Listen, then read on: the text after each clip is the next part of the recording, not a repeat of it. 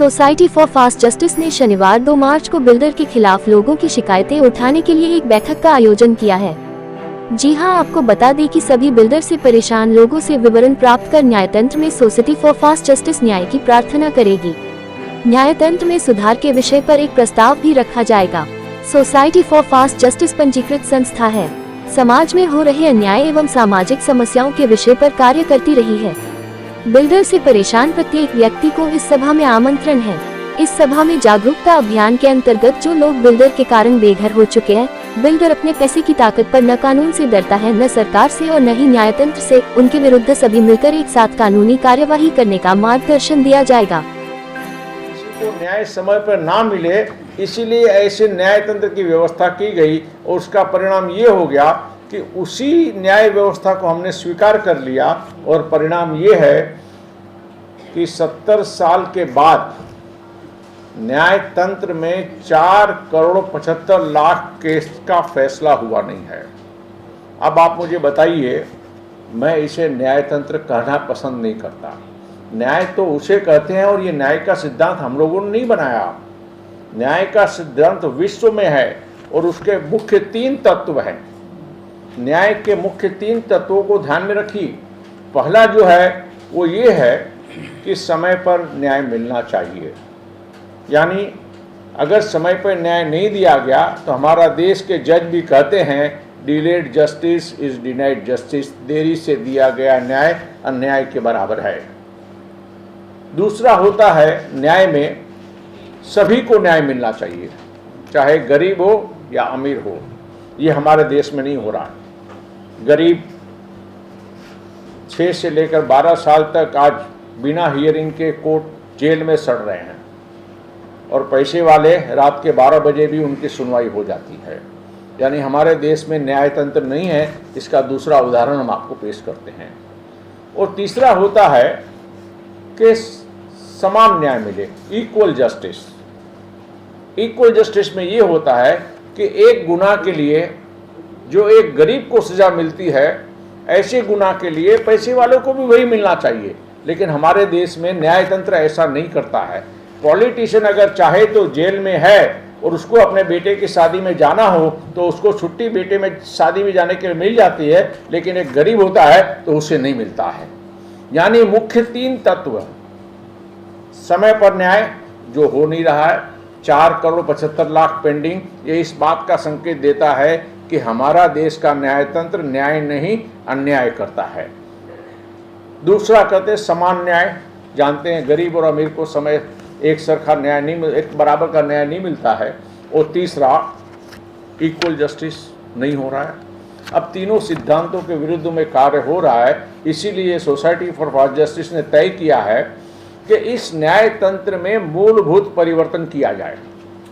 तकलीफ क्या होती है कि हमारा देश का न्यायतंत्र ब्रिटिश का बना हुआ है। अब झोपड़पट्टी के लिए बने गए नींव पर महल की कल्पना नहीं की जा सकती।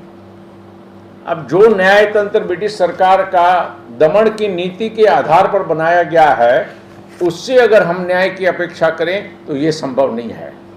अगर आपको न्याय चाहिए तो इसमें मूलभूत परिवर्तन करना अत्यंत आवश्यक है। अभी हम यहाँ पर इसलिए आए कि हजारों लोगों को बेघर कर दिया गया। हमने पिछले 27 वर्षों से व्यक्तिगत रूप से मैं काम करता हूँ, संस्था के साथ पिछले 12 वर्षों से जुड़ा हूँ। मैंने अनुभव किया, करीब 27 वर्षों में हमने 700 लोगों को बिल्डर के साथ मिलकर फ्लैट दिलाए। बहुत सारे डाइवर्स के केस भी हाथ में लिए थे, बहुत सारे विल भी बनाए थे और सामाजिक कार्य में लोगों को मुफ्त में हमारे यहाँ कंसल्टेंसी फी लिए बगैर सभी को हम सोसाइटी फॉर जस्टिस तरफ से कानूनी सलाह देते आ रहे हैं और देते रहेंगे।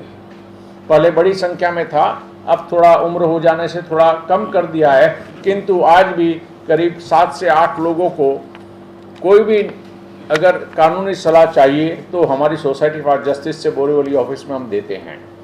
अब आज के मुद्दे पर हम आते हैं। हमारी संस्था रजिस्टर्ड है, ATG अवेलेबल है। हमारी अगली मीटिंग जिसमें हम बहुत बड़े कड़े निर्णय लेने वाले हैं और हमारी चैलेंज सुप्रीम कोर्ट को और केंद्र सरकार को है। ओपन चैलेंज है, या तो अपने आप को सुधारो वरना हम आपकी बात सुनेंगे नहीं। और जो कुछ भी सोसाइटी फास्ट जस्टिस करेगी संविधान के अनुसार करेगी, कानून के अंदर रहकर करेगी। अगर मैं कहता हूं कि मैं कोई कठोर कदम उठाऊंगा या ऐसी बात कहूंगा कि एक सामान्य व्यक्ति को अच्छा नहीं लगेगा, वो भी जो होगा वो संवैधानिक होगा। वो अपनी मर्जी से कोई ऐसा कार्य नहीं करना चाहता कि हमारे कानून के विरुद्ध में कार्य चले। अभी मैं अपने व्यक्तिगत बात करूं, मैं तो समाज का काम 27 साल से कर रहा हूं। अभी तक मैंने 15 पब्लिक इंटरेस्ट लिटिगेशन फाइल की है बॉम्बे हाई कोर्ट में। लेकिन हाई कोर्ट में जब भी जाएंगे ना, तो याद रखिएगा, आप कभी भी जीतते या हारते नहीं हैं। अगर आपका एडवोकेट ईमानदार है तो ही आप जीतोगे, वरना आप किसी संजोग में जीत नहीं सकते हैं। ये हमारे देश की हालत है। क्यों कि मैं हमेशा एडवोकेट को न्याय तंत्र का दलाल कहता हूं, और ये दलालों की वजह से ही हमारे देश में न्याय देरी से हो रहा है। अभी आप समझिए कि मैंने 15 PIL की, जो आप इंटरनेट पे देख सकते हैं, राजेंद्र जे ठक्कर और PIL लिखेंगे तो आपको सारी मेरी PIL की जानकारी आपको गूगल सर्च में मिल जाएगी। हमने हीरानंदानी कंस्ट्रक्शन पे केस किया, जीत गए, सुप्रीम कोर्ट में भी वो हार गया।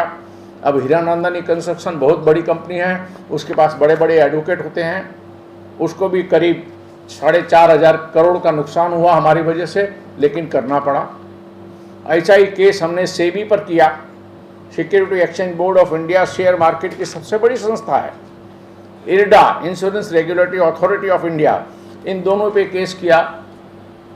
आप नहीं मानेंगे, मुझे हियरिंग करनी नहीं पड़ी। मेरा लेटर जाने के बाद, पिटीशन जाने के बाद उन्होंने अपना ऑर्डर वापस ले लिया, लेकिन हमने केस चालू रखा कि भाई कोर्ट ऑर्डर दे कि तुम विड्रॉ करो। उन्होंने पहले ही विड्रॉ कर लिया।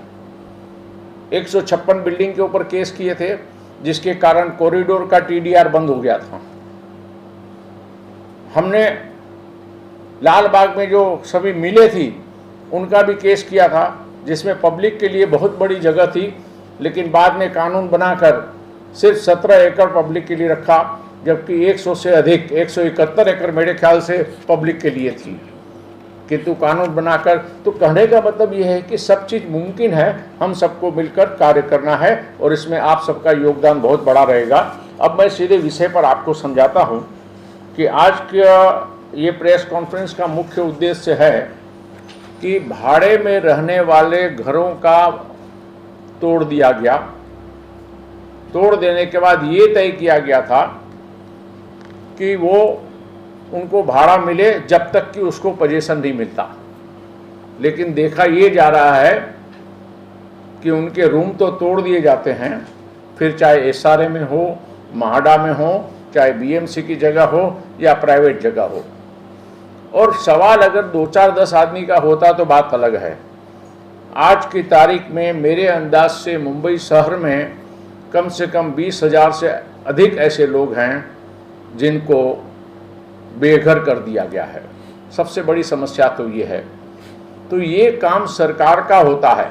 हाई कोर्ट का ऑर्डर आया, मैं समझता हूँ अक्टूबर में, बहुत ही अच्छा भाड़े के लिए ऑर्डर आया। क्या लिखा, क्या बोला, गोरेगांव के एक एसोसिएशन ने किया था, ऑर्डर बहुत अच्छा था। ऑर्डर में लिखा है कि अगर आप कोई भी चीज़, किसी का घर डिमोलिश करते हैं तो आपको उसको 3 साल के अंदर घर देना है, दूसरा उनको भाड़ा देना है, तीसरा अगर आप नहीं कर सकते हैं, मान लीजिए तोड़ दिया गया या आप तोड़ना चाहते हैं C1 कैटेगरी में, तो कम से कम अल्टरनेट व्यवस्था की जाए कि आप उसको भाड़ा कब तक देंगे, जब तक आपको पोजीशन नहीं मिलता।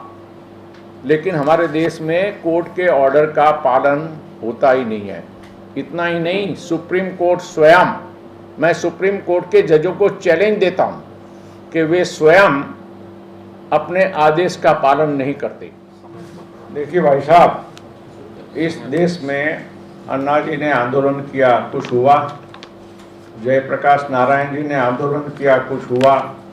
देखिए, इस देश के जितने भी पॉलिटिशियन हैं ना, वो गेंडे की चमड़ी की हैं।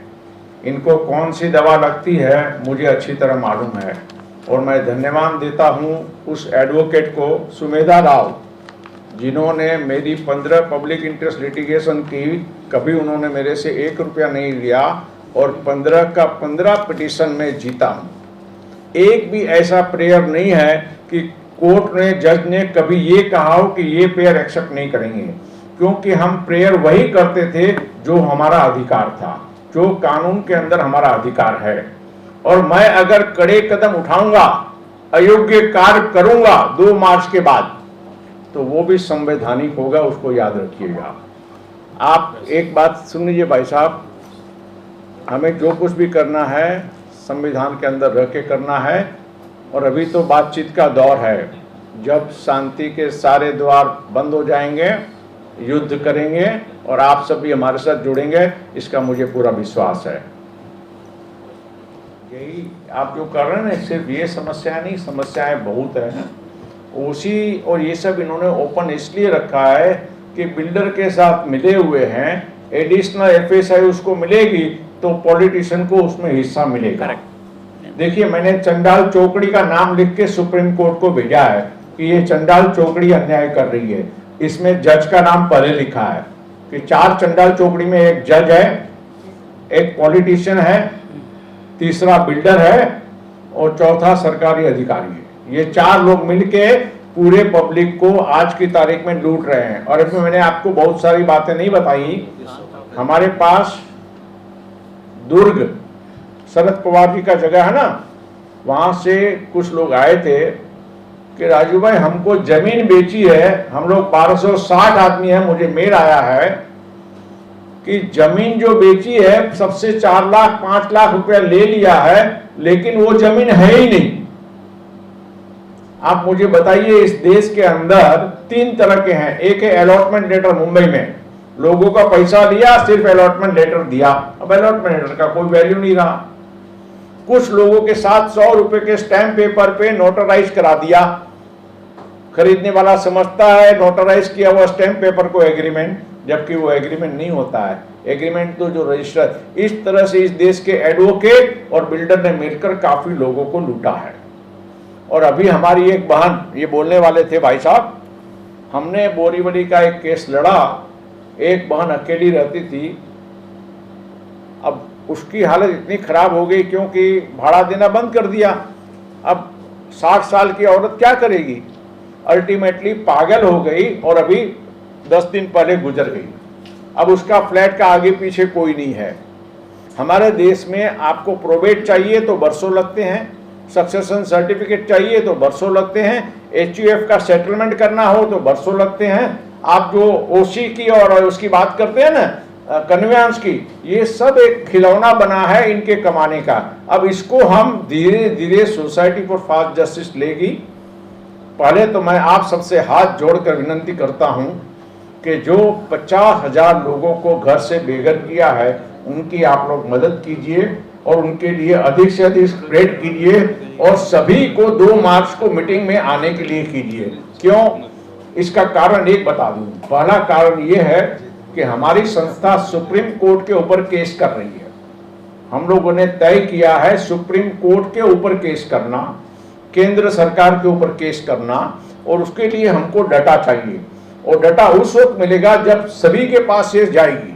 और डाटा कैसे देंगे वो लिंक भी मैं आपको दे दूंगा। आपको हमारी एक वेबसाइट है सोसाइटी फॉर फास्ट जस्टिस, आप वेबसाइट में जाइए, कॉन्टैक्ट में जाइए, कॉन्टैक्ट में राइट साइड में आपको मिलेगा, यानी हमारी वेबसाइट में कॉन्टैक्ट में जाइए, कॉन्टैक्ट में आपको राइट साइड में डिटेल मिलेगी। If you are a victim of the judiciary please fill up the form. जितना अधिक लोग फिलअप करेंगे उतनी हमारी ताकत बढ़ेगी। और हम लोगों ने तय किया है सुप्रीम कोर्ट के ऊपर केस करना, केंद्र सरकार पर केस करना, और साथ में एक सबसे बड़ा काम आप लोग कर सकते हैं कि ये जो लोन का जो अन्याय हो रहा है ना, उसको कम से कम तुरंत रुकवाइए। उसके लिए आप कहेंगे कि लोन का पैसा बिल्डर को भरना चाहिए, लोन लेने वाले को नहीं। ऐसा कानून बनाना सरकार का कर्तव्य है और जज का भी कर्तव्य है कि ऐसे लोगों को सजा दिलाए, ताकि उनको, और साथ में कम से कम जिसने लोन लिए उसको समय पर फ्लैट मिले। बेचारा अपनी जिंदगी का पैसा कमाकर कुछ नहीं कर पा रहा है। और मेरे पास 96 पीपल आए हैं, सभी यंग ब्लड, 30 साल से 45 के। तो मैं चाहता हूं आज आप पत्रकार सब कम से कम लोन के बारे में तो ज्यादा दबा के लिखिए, क्योंकि इसका कानून तुरंत बन सकता है। उनको करना क्या है कि जो बिल्डर एग्रीमेंट के मुताबिक पोजीशन नहीं देता है उसका ईएमआई बिल्डर भरेगा, बस ये काम आप लोग करवा दीजिए, कम से कम इन लोगों को राहत मिलेगी। बाकी रही लड़ाई की 2 मार्च को, हमने आपसे कहा है ना प्रधानमंत्री ने सोचा होगा, न जज ने सोचा होगा, न आपने सोचा होगा, न मेरे कमेटी मेंबर ने, लेकिन वो मैं एकदम जब मुझे लगेगा कि अब कोई मार्ग नहीं बांधता है तो मैं बोलूंगा, क्योंकि युद्ध सबके लिए नुकसानकारक होता है। मैं युद्ध करना नहीं चाहता। जब तक हमारी समस्या बातचीत से होगी मैं बातचीत करूंगा। धन्यवाद। Thank you very much.